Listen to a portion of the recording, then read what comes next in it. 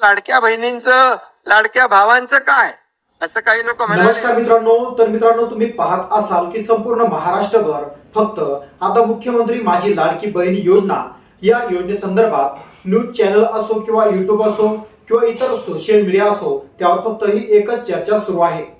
त्याचबरोबर तुम्ही जर तहसील कार्यालयात जर गेला असाल तर त्या ठिकाणी सुद्धा फक्त मुख्यमंत्री बहीण लाडकी योजना याच योजनेसंदर्भात डॉक्युमेंट काढण्याची तयारी सुरू आहे।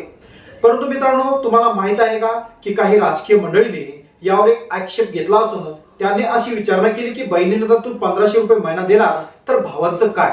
तर यावर राज्याचे मुख्यमंत्री एकनाथ शिंदे यांनी जोरदार प्रत्युत्तर देत याची वाचना केली आहे। तर एकनाथ शिंदे काय म्हणाले चला पाहूया सविस्तर त्यांच्या तोंडून। त्याच्यामध्ये काही लोक म्हणाले, अरे लाडक्या बहिणींचं लाडक्या भावांचं काय असं काही लोक म्हणाले। ज्यांना सख्खे भाऊ नाही समजले त्यांचं कसं काय व्हायचं केलं आम्ही विजयराव। लाडक्या भावांचा देखील आम्ही निर्णय घेतला। अप्रेंटिसशिप 10 लाख मुलांना देतोय आम्ही, 10 लाख। हे ऐतिहासिक निर्णय आहे, हे ऐतिहासिक निर्णय आहे।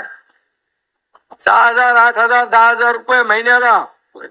आणि म्हणून आज मी आपल्याला एवढंच सांगतो की राज्यातल्या महिलांना देखील मी आश्वस्त करू इच्छितो की तुम्हाला या योजनेमध्ये कुठेही अडचण येणार नाही, येऊ दिली जाणार नाही।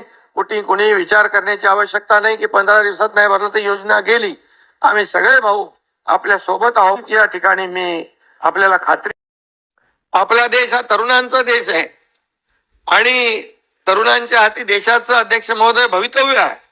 त्यामुळे तरुणांना देखील युवा कार्य प्रशिक्षण योजना आम्ही आणली आहे, मुख्यमंत्री युवा कार्य प्रशिक्षण योजना।